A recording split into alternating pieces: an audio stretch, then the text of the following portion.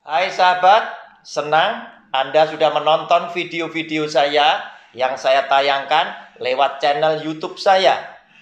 Saya percaya Anda sudah like, Anda sudah subscribe, sehingga setiap kali saya menayangkan video-video saya yang baru, Anda pasti tidak akan pernah ketinggalan. Jika Anda merasa diberkati lewat video-video saya, maka dengan kerendahan hati saya memohon, berkenanlah Anda share juga kepada keluarga-keluarga yang lain agar mereka juga mendapat berkat yang sama. Sengaja video-video saya isi dengan pelajaran-pelajaran Alkitab yang akan menjadi berkat bagi setiap keluarga yang mengikutinya. Mereka akan berhasil mengajar mendidik anak-anaknya menuju kepada kesuksesan, kebahagiaan, dan keselamatan yang Tuhan sudah siapkan. Oleh karena itu, jangan pernah tinggalkan video-video saya. Ikuti terus lewat channel YouTube Roni Suwono. Shalom.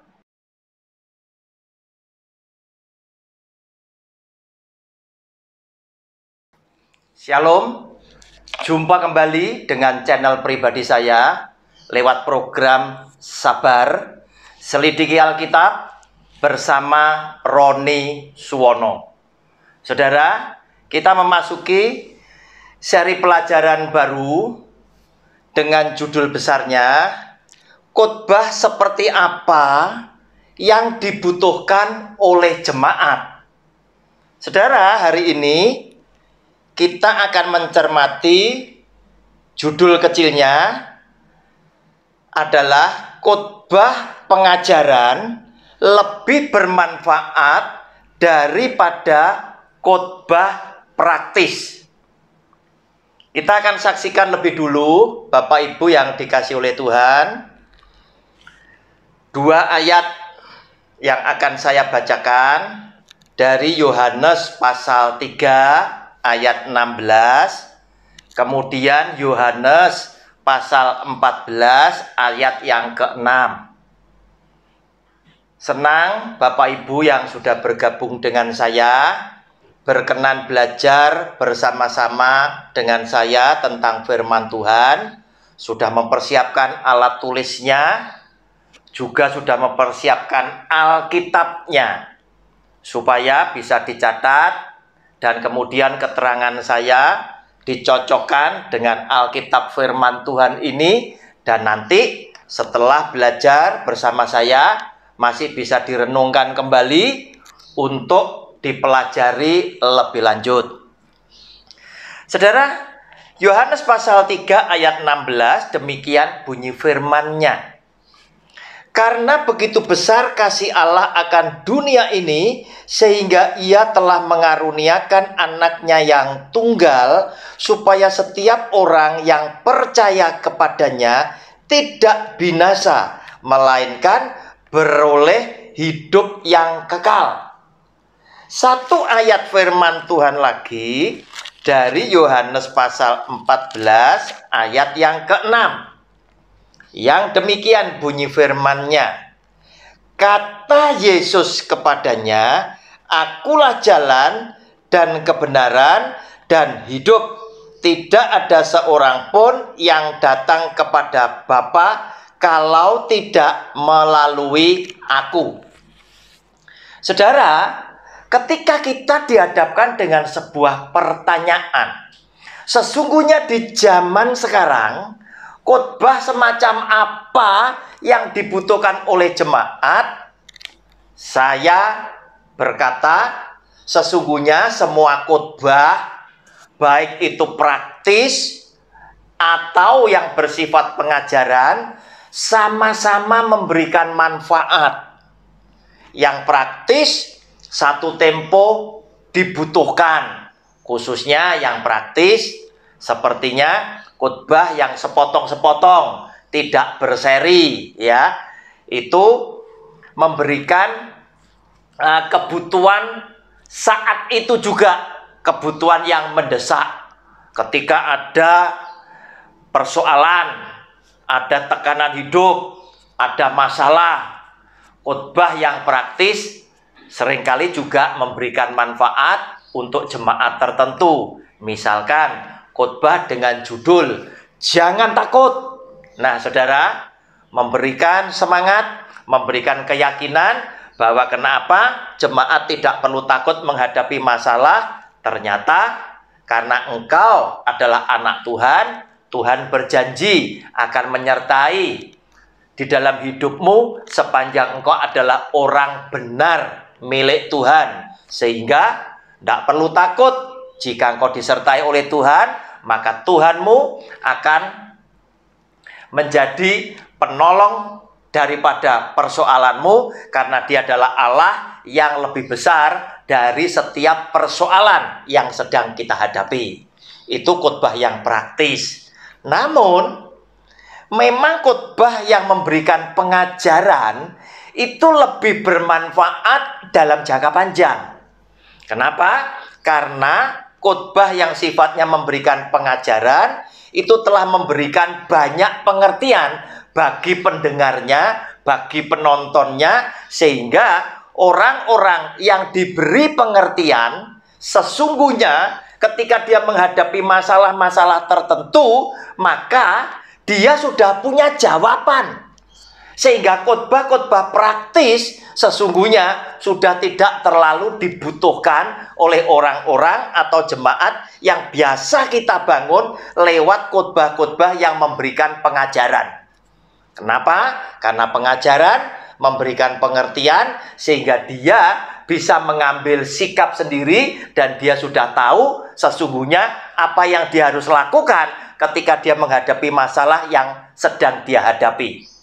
Saudara, namun tidak semua pembicara atau tidak semua pendeta itu berani menyajikan khotbah yang sifatnya memberikan pengajaran.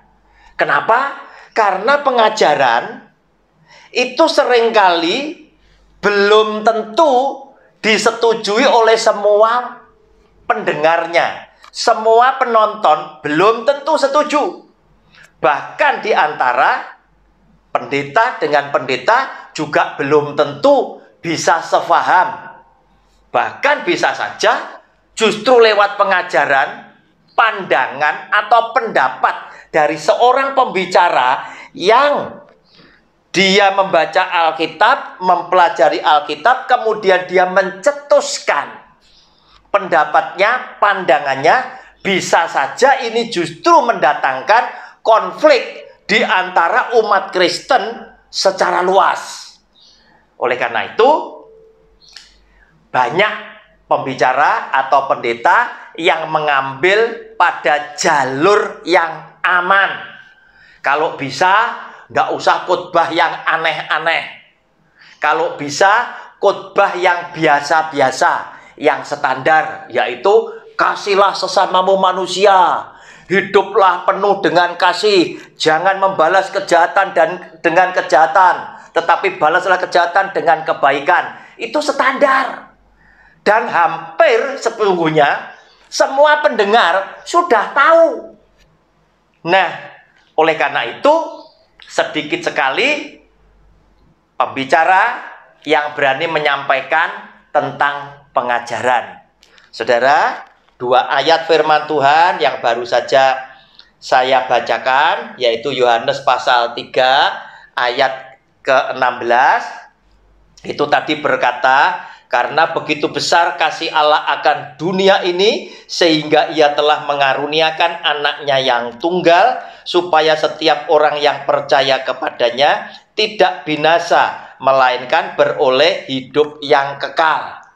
Saudara, firman Tuhan ini bicara bahwa karena Tuhan mencintai dunia ini dengan sangat luar biasa, oleh karena itu Dia berkenan mengkaruniakan anaknya yang tunggal, yaitu Yesus Kristus Tuhan, supaya lewat anaknya ini tadi dunia, yaitu manusia yang penuh dengan dosa, saudara dan saya, yang seharusnya kita itu harus binasa, itu telah diselamatkan oleh karena Yesus Kristus Tuhan. Sehingga kita akan beroleh hidup yang kekal. Ketika kita percaya kepada Dia.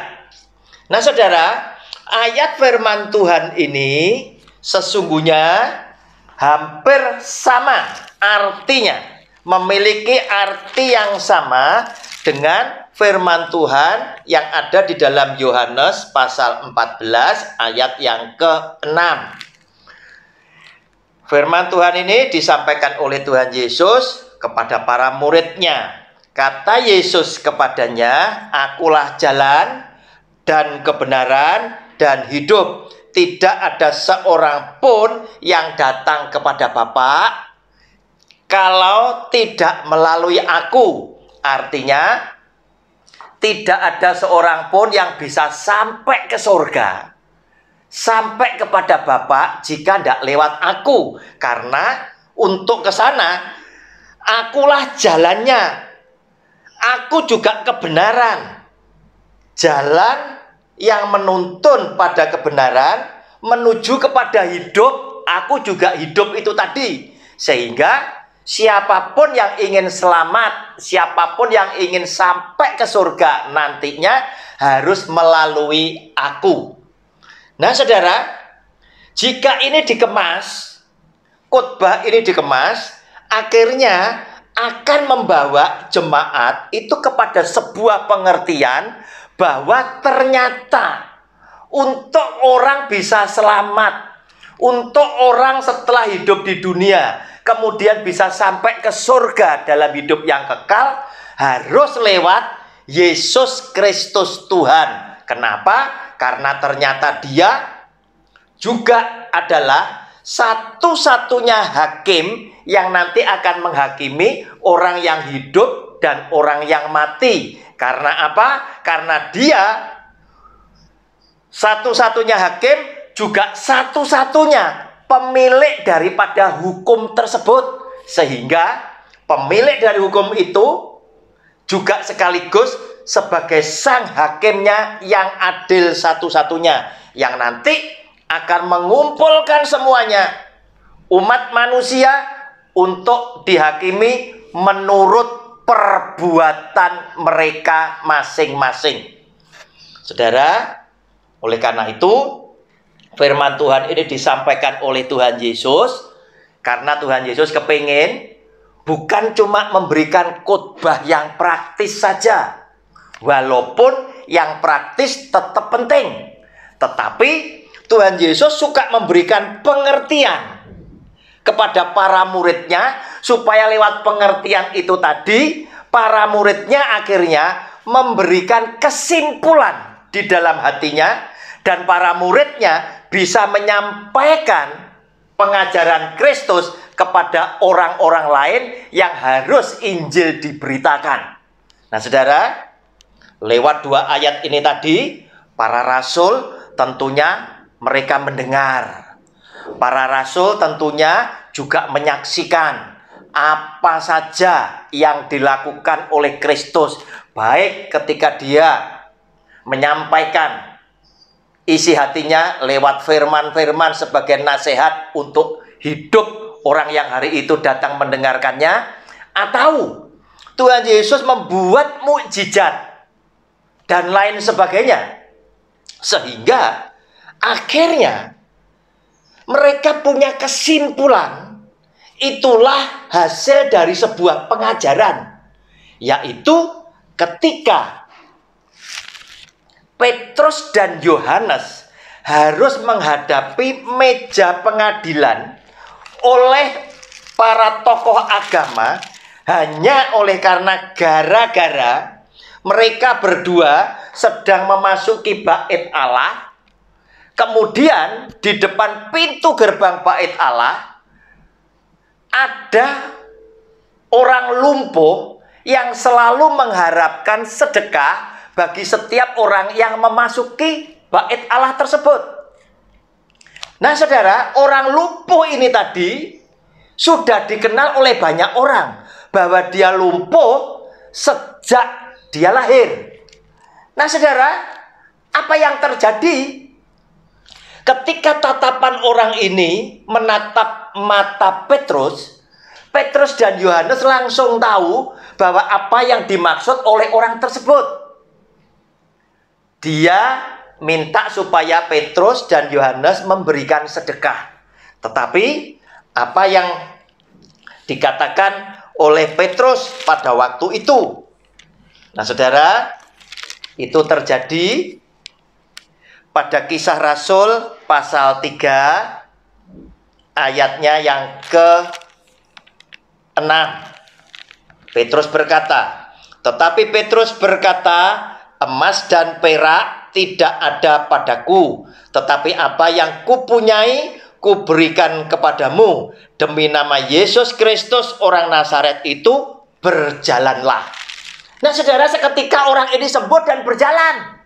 Maka semua orang sekota pada gempar bahwa orang yang lumpuh yang mereka kenal sejak zaman dahulu kala, orang ini lumpuh mendadak berjalan.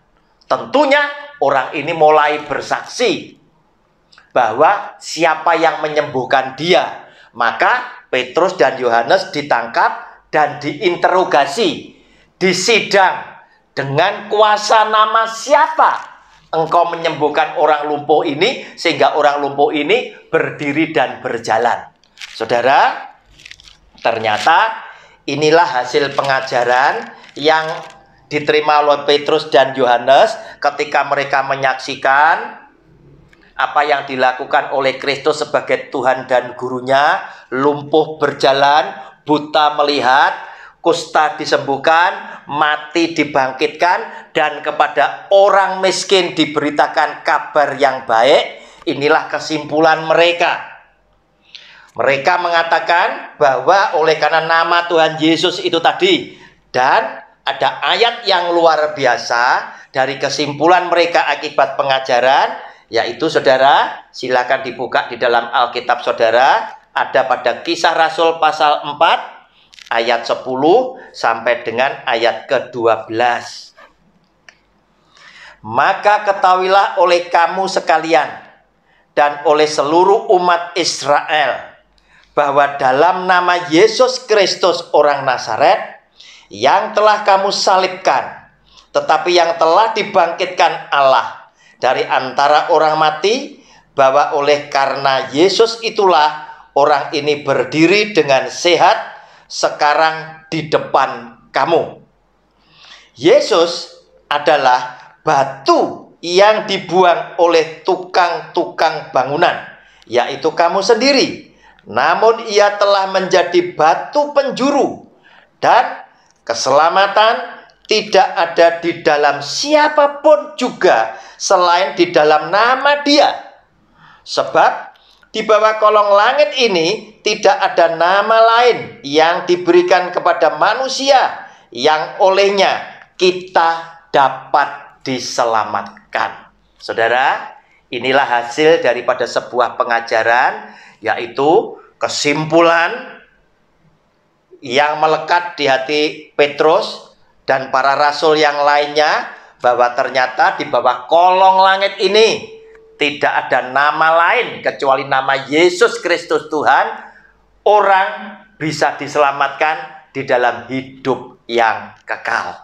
Oleh karena itu saudara, khotbah yang sifatnya memberikan pengajaran itu adalah khotbah yang paling memberikan manfaat secara jangka panjang. Kenapa? Karena khotbah pengajaran yang benar sesuai dengan Alkitab akan menjadikan jemaat segera mendapatkan kedewasaan di dalam iman rohaninya mereka, dan mereka menjadi anak-anak Tuhan yang tidak mudah terombang-ambingkan oleh macam-macam pengajaran yang zaman sekarang itu banyak yang palsu. Penutup, saya kasih contoh lagi. Kenapa seringkali kebaktian, kebangunan rohani, kesembuhan, katakan seperti itu begitu banyak dihadiri oleh banyak jemaat. Seakan-akan hamba Tuhan ini adalah hamba Tuhan yang hebat, yang ketika dia melayani Tuhan akan terjadi mukjizat.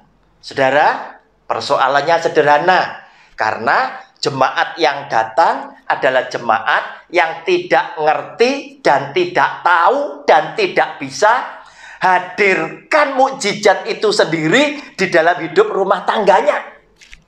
Seandainya mereka diajarkan bahwa engkau juga adalah orang yang bisa hadirkan mukjizat itu tadi dalam hidup keluargamu, saya yakin jemaat yang seperti ini sudah tidak terlalu memerlukan mukjizat di luar sana. Kenapa?